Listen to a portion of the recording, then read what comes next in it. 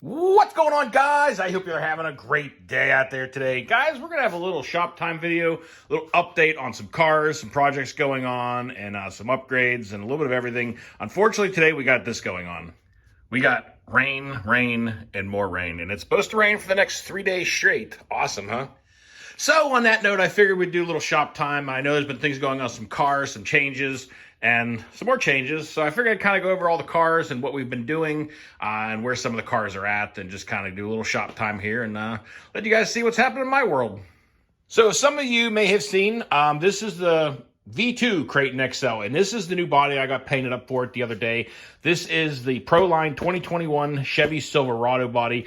Fits up on there beautiful, and some of you guys seen painted this thing, this metallic blue, came out just beautiful looking, really happy with it. And as you guys can see, the V1 Creighton XL has seen its better days. This body is just beat to snot. All the paint's blasting off of it. Every single corner of the fenders are busted. The back's hanging on by by hopes and dreams at this point.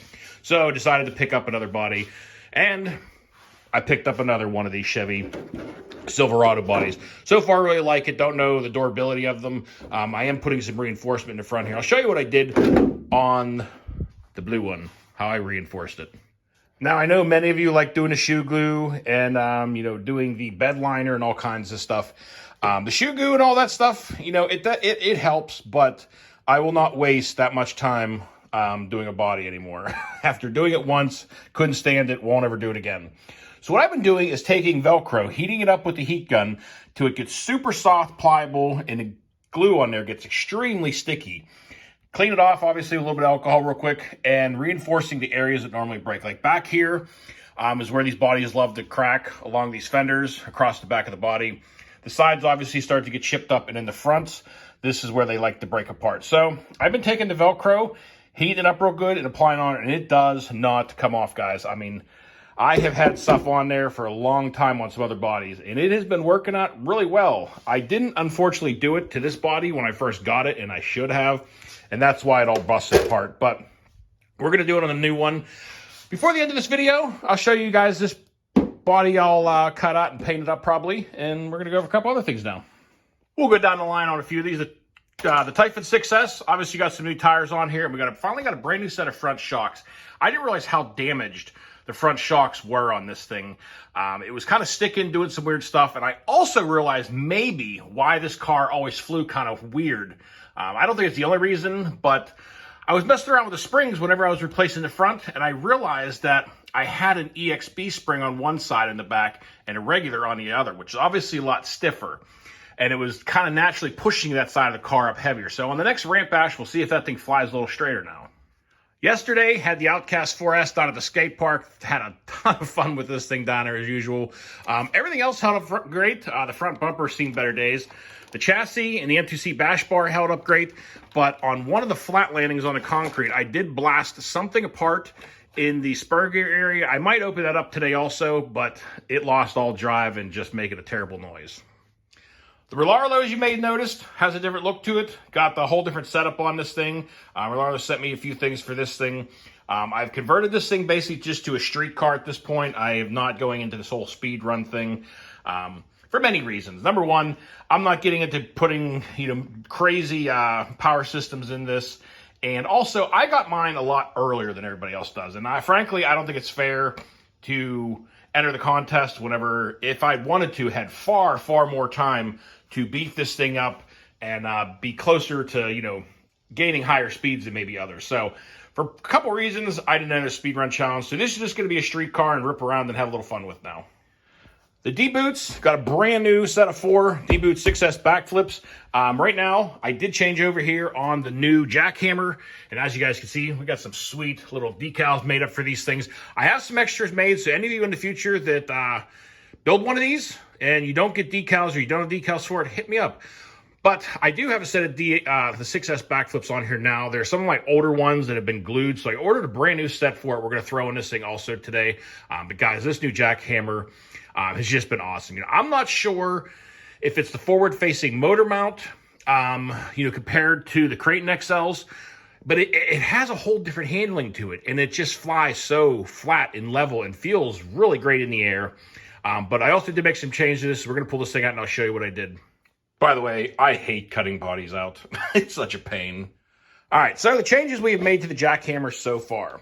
Obviously, some of you guys know I also put on heavier springs. These are the GT Tune dual rate shocks on here so far. Haven't launched the thing out there like huge, but the springs definitely feel a lot better in there. Also, now you can tell, I've changed out my motor. I've now put my Castle, it's a 1717 1650 kV motor in here with an 18-tooth pinion. I just ripped around my backyard here for a little bit the other day, and it felt great. Tons of power, should have no problem with the speeds. Definitely running way cooler than my Tekin motor. I really like the Tekin motor. I mean, that thing absolutely ripped, but it was overheating. I mean, it was getting hot, so I didn't want to burn up the motor. So we went with a bigger motor. And before, I could never use this motor in here with a stock chassis layout because it would always hit up against here. So I'm loving the new chassis design from M2C Racing with the Jackhammer setup. Got so many more options for motors. But next bash, we're going to take this thing out with this new motor and gearing in here and see how she flies. But guys, we're going to check the tires on this thing real quick and take a look at it. And then we're going to get on to, unfortunately, I guess, painting that thing.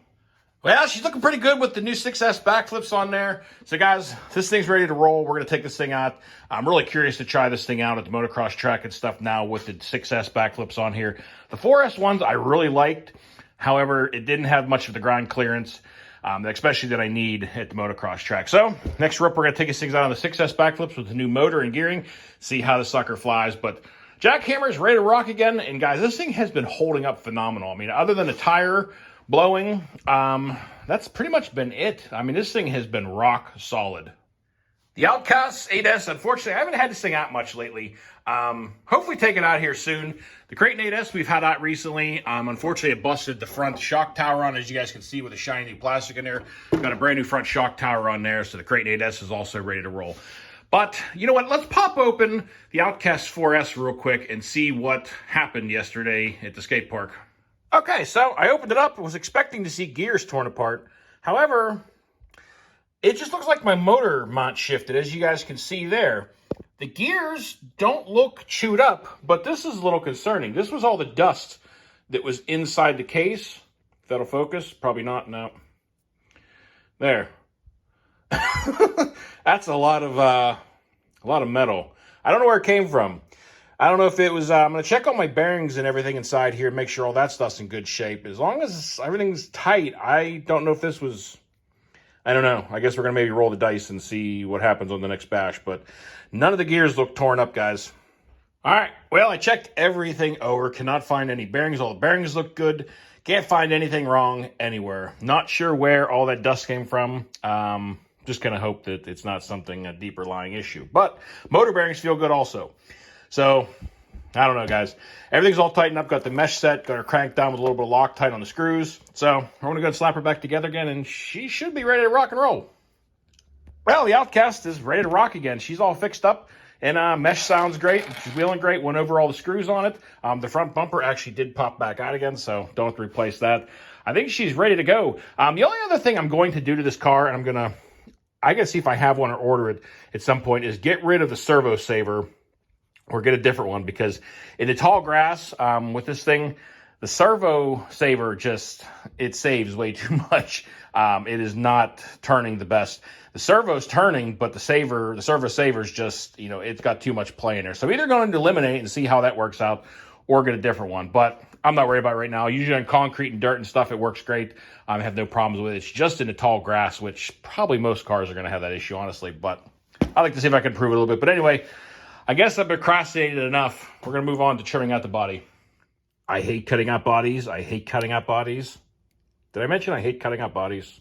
Now, I'm sure 90% of you guys know out there about painting bodies and how to paint them. However, I do get some questions occasionally. All I do, trim the body out to the edges you want. Take one of these green and yellow Brillo pads, go on the inside and rough up the inside until it all has kind of like that light hazy look to it. Wipe it out really good with alcohol. Let it dry for a long time. Let it dry for like maybe 20 minutes, or unless you want to hit it with a hairdryer to make sure it's nice and dry. And then apply your first coat of whatever color you're going to paint it real lightly, just a really light coat. let that dry, and so on, and keep applying coats until, you know, pretty much you use your whole can or as thickness as you want. And once all that's dry, hit it with a white backer. You know, cover the whole entire coat that you put on the inside with white backer. Makes your color pop really well, stands out a lot more.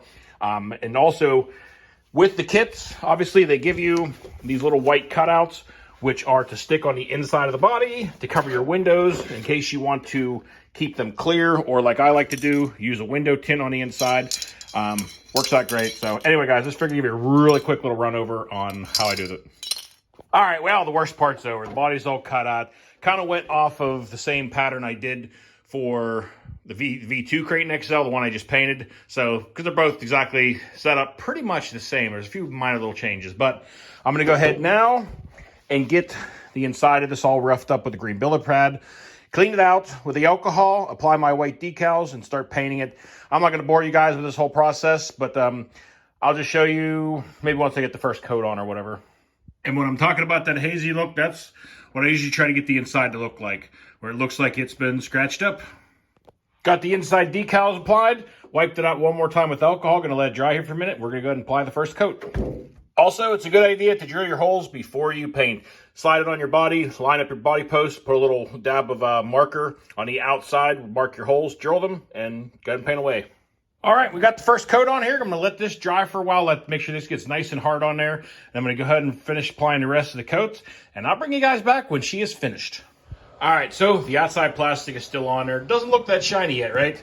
We got the layers on there. We got the inside coated with the white backer, and we got the windows tinted. Let's go ahead and remove this outside cover now. Now she's got a little bit of shine to it.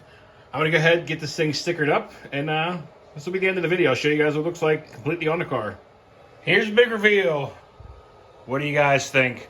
I think the paint job came out awesome. Really loving the red.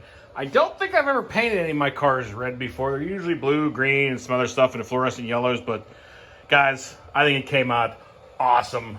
The V1 Creighton XL looks very proper now. Finally got a new body on this thing. I'm going to show you the red and blue one side by side. Guys, these cars haven't looked this nice in quite some time.